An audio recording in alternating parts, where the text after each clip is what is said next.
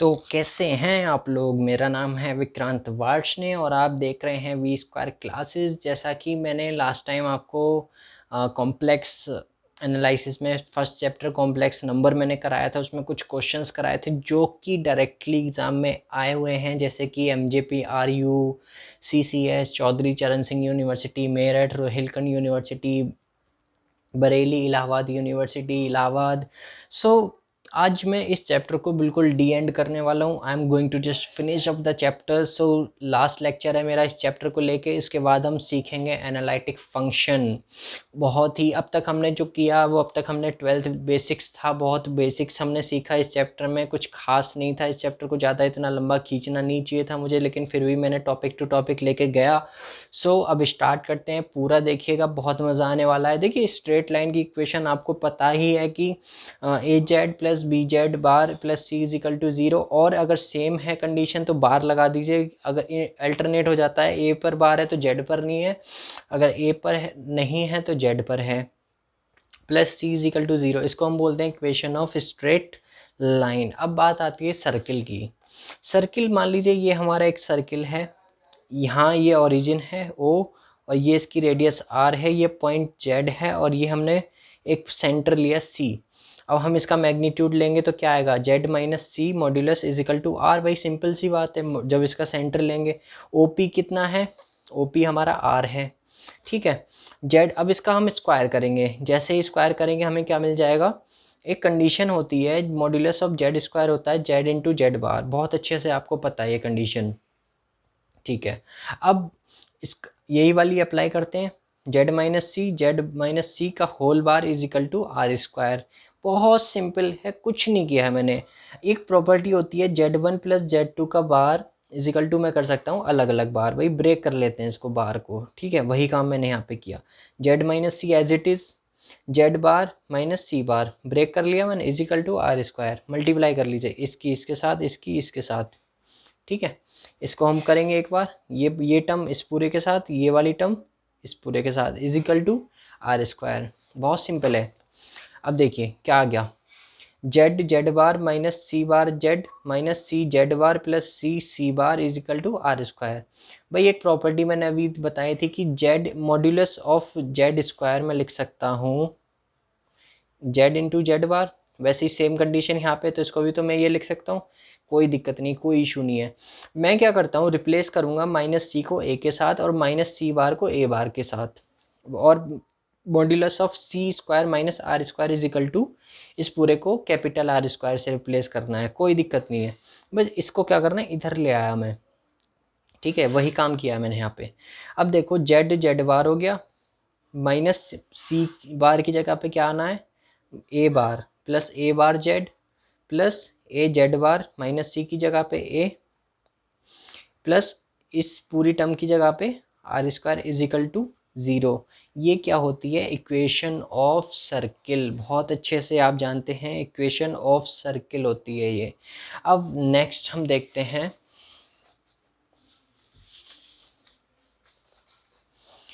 अब बात आती है inverse point with respect to a line. Inverse point निकालेंगे हम with respect to a line. मान लीजिए ये कोई लाइन ए बी है, इसको हमने एक पॉइंट माना है यहाँ पे P, कोई भी पॉइंट माना, इसको सपोज करिए प्लेन मिरर का काम कर रही है। भाई जितनी हाइट ये है उतना ही इमेजिनरी पार्ट ये बनेगा। भाई मिरर का तो काम ही यही है कि आप अगर शीशे के सामने खड़े हो जाते हो तो वही हिस्सा आपका दिखाई देता है उस साइड में। तो वही काम, जितनी ये लाइन है उतनी ये लाइन, इसको चाहे P डैश बोल दो चाहे Q बोल दो, तो ये क्या हो जाएगी, इमेज ऑफ P।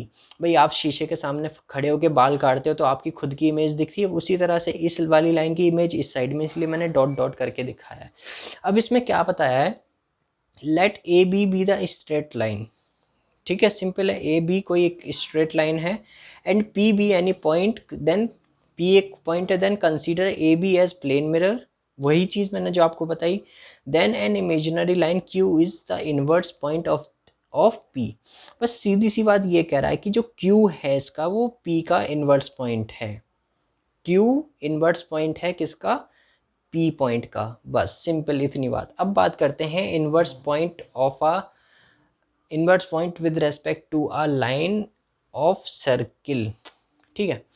अब देखिए पी क्यू आर कोलिनियर, मतलब ये जो लाइन है ये पी और क्यू एक ही लाइन में, मतलब इस तरह से है, ये इस तरह से देखेंगे तो ये सेम है, मतलब आगे जुड़ा हुआ है, इसी में ही अटैच है, तो कोलाइनियर होना चाहिए, कंडीशन एक। और जो सी पी क्यू हैं वो एक ही लाइन में आने चाहिए, स्ट्रेट होने चाहिए, मतलब एक ही लाइन पे लाई करने चाहिए। P Q must lie on same side, एक ही साइड पे लाई होने चाहिए, कोई कलाकारी नहीं है। C P dot C Q is equal to R square, C P dot C Q is equal to R square, बहुत सिंपल। इसका मैग्नीट्यूड ले लीजिए, ये Z point, Z minus C modulus is equal to R, simple है बहुत। अब आगे आते हैं, अब देखो क्वेश्चन जब करेंगे ना तब आपको बिल्कुल क्लियर हो जाएगी ये बात। हमारे पास क्वेश्चन आ जाता है, क्वेश्चन क्या, एक तरह का प्रूफ है, ये प्रॉपर्टी है। Show that inverse of a point A with respect to the circle Z minus C is equal to R, R क्या है, circle of radius R, centre at C. Simple भाई, जहाँ कहीं भी ये चीज़ लिखी आ जाए ना समझ लेना कि सी सेंटर है, आर उसकी त्रिज्या यानी कि रेडियस है। हमें दिखाना क्या है कि जो is the point C plus R square upon A bar minus C bar. सीधे सीधे कहने का मतलब ये है कि हमें पी पॉइंट तो दे रखा है, हमें क्यू निकालना है, मतलब ये जो क्यू है ये हमें प्रूफ करके लानी है ये बात कि भाई क्यू बराबर ये आएगा या फिर बी बराबर ये आएगा, जो भी है क्यू, फिलहाल तो हमने क्यू सपोज किया था। देखो कैसे करते हैं, मान लो हमारे पास एक सर्किल आया, इसके कंडीशन के अकॉर्डिंग हम काम करते हैं। इसने कहा कि एक पॉइंट पी पर ए है, मान लिया हमने, ओ पर सी मान लिया सेंटर, और एक पॉइंट जेड हमने इस पे मान लिया, एक क्यू को हमने बोला बी। भाई यही पार्ट हमको निकालना है, मेन बात तो मेन मुद्दा ये है कि हमें क्यू निकालना है, मतलब क्यू मतलब बी पॉइंट निकालना है हमें। क्या निकालना है, C plus R square upon A bar minus C bar, सिर्फ हमें इतनी चीज़ निकाल के रखनी है इसमें, और कुछ नहीं करना है। देखो आपने प्रॉपर्टी सीखी होंगी आर्ग्यूमेंट और एम्पलीट्यूड, आर्ग्यूमेंट और एम्पलीट्यूड, आर्ग्यूमेंट और एम्पलीट्यूड एक ही बात होती है। Argument of O Q is equal to argument of O P, argument of, भाई ओ क्यू किसके अंडर आ रहा है, ओ पी के, सही है बिल्कुल। भाई देखो डिस्टेंस लेते हैं, ए माइनस, ये ओ पी क्या है, ओ क्यू क्या है, बी माइनस सी, बी माइनस सी, ओ पी क्या है, ए माइनस सी, ए माइनस सी, बहुत सिंपल। अब एक प्रॉपर्टी पड़ी है कि आर्ग्यूमेंट जेड को मैं लिख सकता हूँ माइनस आर्ग्यूमेंट ऑफ जेड बार, मैंने इसको चेंज कर लिया, माइनस आर्ग्यूमेंट ऑफ ए बार कर दिया, ए माइनस सी का होल बार कर दिया। बार को मैं ब्रेक कर सकता हूँ, मैंने ब्रेक कर लिया बार को, प्रॉपर्टी होती है। एक प्रॉपर्टी होती, अब इसको प्लस में कर लिया, इक्वल टू ज़ीरो कर दिया, भाई इसको मैं इधर ले आया इस वाले पोर्शन को। एक प्रॉपर्टी होती है argument Z1 plus Z2 is equal to होता है argument of Z1 into Z2, argument V minus C into A bar minus C bar, ये पूरा आ जाएगा, ठीक है, कोई दिक्कत नहीं है। अब करते हैं, भाई देखो आर्ग्यूमेंट कैंस, अब ये चीज़ है कि यहाँ पे एक चीज़ देखने वाली है, भाई ये वाली पोर्शन इक्वल टू ज़ीरो आ रही है, मतलब यहाँ पे कोई भी इमेजिनरी पोर्शन नहीं है, ठीक है। तो इसका मतलब क्या हुआ, B minus C A bar minus C bar is equal to zero, एक रियल पार्ट की तरह शो हो रहा है, बस ये चीज़ आपको समझनी वाली है। B minus C A bar minus C is a real and positive part, बस। अब मैंने क्या किया, इस पोर्शन को मॉड्यूलस में ले लिया, कोई परेशानी नहीं है, कोई दिक्कत नहीं है।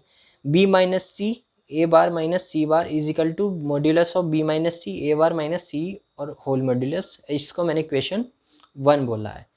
अब मैं क्या करूँगा, P and Q are the inverse point with respect to circle, ये हमने पहले देखा था, O P dot O Q is equal to R square, वो कंडीशन हमने की थी, जहाँ वहाँ पे O था वहाँ पे C था, यहाँ पे O है, उससे कोई फ़र्क नहीं पड़ रहा है।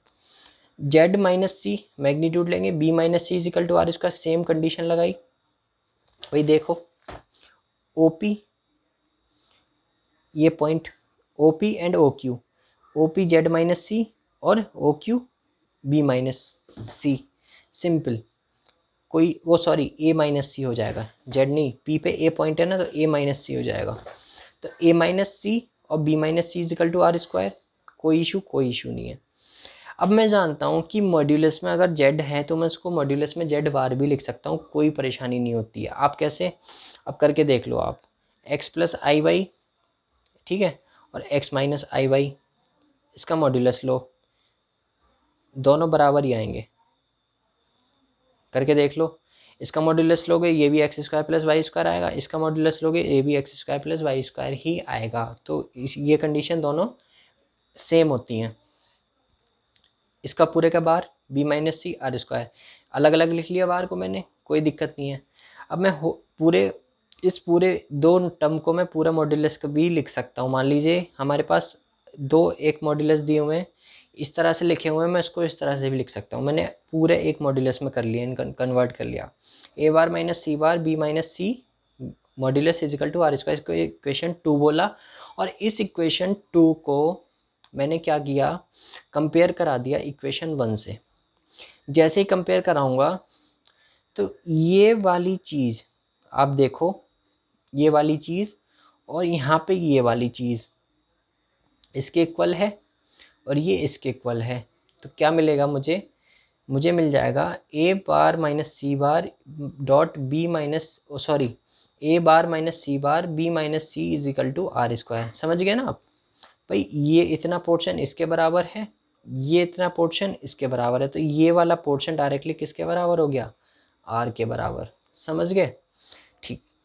अब b माइनस सी, भाई मैंने ये वाला पोर्शन इसके नीचे भेज दिया डिनोमिनेटर में, ये वाला, ठीक है।